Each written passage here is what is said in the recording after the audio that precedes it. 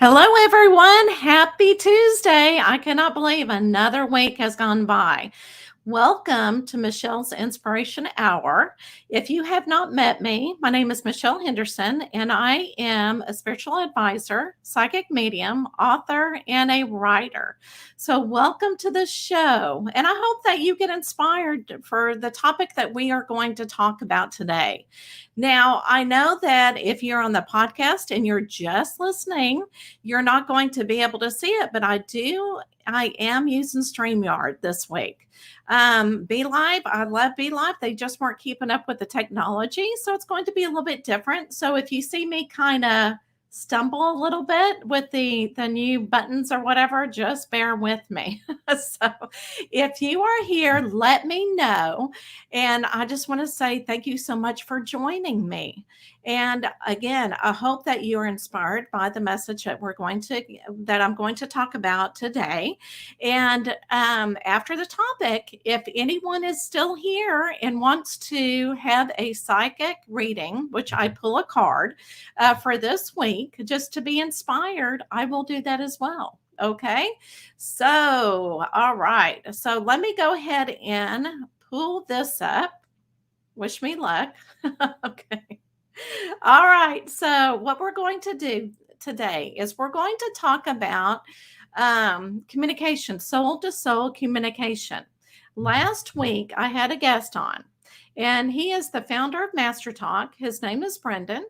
And we talked about, how important it is to communicate with others, how to speak your truth. And sometimes words, it's very difficult to do, especially if you are a people pleaser, and he's also teaches people how to public speak. But if you're anything like me, in the very beginning, that scared me to death. But of course, now I'm in front of you guys, and I feel like it really helped it. That was the number one thing to do. But we're going to talk about as a light worker. Or if you're not a light worker, this will also help you communicate with people in so many different ways. So I'm going to talk about the different ways that you can actually communicate with somebody. All right. So, as I was a behavior analyst and I worked with children with autism, and I would teach them the social language, nonverbal language. So, if somebody's happy, they're smiling. If they are sad, they're going to frown. If they're angry, you're going to have a lot of red. They may change color and they may be very, very, angry or, whatever. So I would teach them a different nonverbal language because that's their skill deficit. That's what they had trouble with. So, as a light worker, and if you're doing readings for somebody, a lot of times, they'll come and they'll sit across the table from you and they'll look so happy, but yet you're getting a different vibe. So sometimes you cannot read that nonverbal language. Sometimes it's even better to have somebody on the phone and doing a reading over the phone because you can't really see their body language, which we're going to talk about next, or their nonverbal language. Because I've had several people that have come to readings and they're just like happy and delightful and just, look like they're beaming. But once I got into their energy, it's like, ooh, we've got something else going on. So you cannot always rely on nonverbal language, even though you can start that way and help them feel comfortable and you can see them relax that way. So let's talk about body language. Body language is a little bit different. If you just, if you're not able to see my facial expression, and I love to watch shows that go over about body language and how you can, look at these people and say, oh, I know what they're thinking. I just love to analyze it and everything else. But sometimes, again, you cannot read just body language. So if you have somebody crossing their arms, sometimes they're saying, I don't like your information. I am closed up. I'm not going to talk to you. I'm going to be inside myself. I'm not going to talk. I'm just wanting to be quiet. Okay. It's kind of like a security position. Or, like sometimes I do that because it's comfortable or I'm cold. So you really have to read into the situation. You cannot just look at the body language. Now, I love the picture we're going to look at next, okay, with the hands on the hip. I had a student that would laugh at me because I always put my hands on my hip, I guess when I was teaching, or whenever I was talking. I just thought it felt comfortable. But when I looked it up, it really does mean like you're trying to dominate, the conversation. So, and I'm going, oh, I don't think I was doing that. I just, I felt very comfortable putting my hands on my hip. But again, my student would always laugh at me and he'd also mock me a little bit. I'm going, oh, that's what I look like. Anyway, so the next picture, it is a person who is holding his hands on his fingertips. And that just means leadership. A lot of times, if you will look and you see people speaking in front of the audience and public speaking, yes. So, and the one thing I know that I was taught of how to public speak is when you do that, when you put your fingers together, it's a confidence that you are definitely a leader, and whatever you say is very, very important. So whenever you see someone do that, and it's also almost like you feel better when you do that because you do feel like you're in control. Now, the last picture I want to talk about is somebody who is doing the finger pointing with the fist closed. And that again is dominating.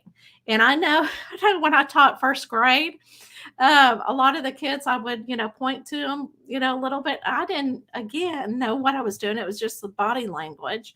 And when I would come home, my husband would say something. And I'd say, no, let's not do that. I'd be pointing my finger. And he goes, don't point your finger at me. So you never know. So it depends on the situation. And again, it's fun to look at. But again, if you're doing any type of reading, you don't want to just look at the body language and you don't want to just look at the nonverbal facial expression. Okay. So the one thing that we need to do as light workers, or if you're not a light worker, you still want to connect to somebody's soul to soul communication.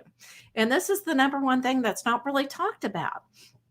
So whenever you are talking to somebody and you're communicating with somebody, you want to feel into their energy, because that's when you may be getting different conflicts about, well, she was smiling, but her energy is so low and she seems like she's depressed today.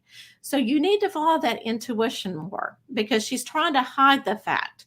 But once you start talking about it, a lot of times they will kind of change their facial expression to how they're feeling inside, how their soul is feeling.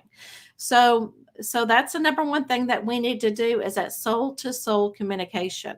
And a lot of times if somebody is frantic and they're frantic and you're feeling it, you can actually get your energy and this calming energy and you can send them some love. And you can just send them that love energy and you'll see a whole different person. So again, let's do that soul to soul communication. So we've got the nonverbal facial expressions that we're going to look at, body language sometimes, and definitely soul to soul communication and bring everything together, especially if you're doing a reading. And I think that's why a lot of times I get exhausted from doing readings with a person sitting across from the table from me, or even sometimes on Facebook Live if I do too many, because I'm trying to connect that soul to soul connection. And it does take a lot of energy to do that, but it is so important. Okay. So next week, I do want to talk about this man. I mean, I am so excited to bring him on. And he's going to be a guest. And I'm going to see if I can pronounce, because I need to practice pronouncing his name anyway. But it's Wajid Husu. So Husan. Sorry. So hopefully I'm going to practice before he gets on. So, but he has written a book and he is a spiritual teacher. So I'm really excited to bring him on. All right. So I'm going to say hello to my guest, and I see a guest. I'm so excited. Hold on. I got to remove this picture first. One thing at a time, right? So Kimberly, see, how are you doing? Hi, Michelle. I'm sneaking. I'm working. Oh, you're working. Okay. That's good. That's good. I love how people do. At least you're not driving. Now, that's what makes me nervous is when people listen to the podcast or the show and you're listening to it live and you're driving. That's what makes me nervous. So, Kimberly, thank you so much for multitasking. Okay. And so, what I'm going to do, Kimberly, is I am going to go ahead and give you a reading. I know you're going to ask for one. Okay. For this week, let me get a drink of water. And I know that you're going to ask for one. So I am going to see what I'm going to be pulled. And I'm going to see if I, again, get that soul to soul connection. And yes, you can actually do it over devices, even if you're talking to someone over the phone, because energy is energy and you can have that soul to soul connection. Okay. So, so Kimberly, it's so funny because as I was actually talking about the soul to soul connection, everything, I know you're at work, but you seem like you're in a very good mood. I don't know. You just have that. I'm feeling your energy, and it's a very light energy, which is awesome. Um, okay. I'm going to go ahead and do the movement card for you. Okay. I know that you may not be able to see it. Unless you're on the computer and you can see me. So I don't know if you're listening or if you're doing both. So I'm going to go ahead and pull you a movement card. For some reason, your energy is just so light, and it just seems like spiritual reading is not.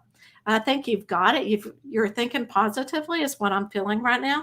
But let's see what kind of the movement. And I keep feeling the top card. Okay, so let's do that one.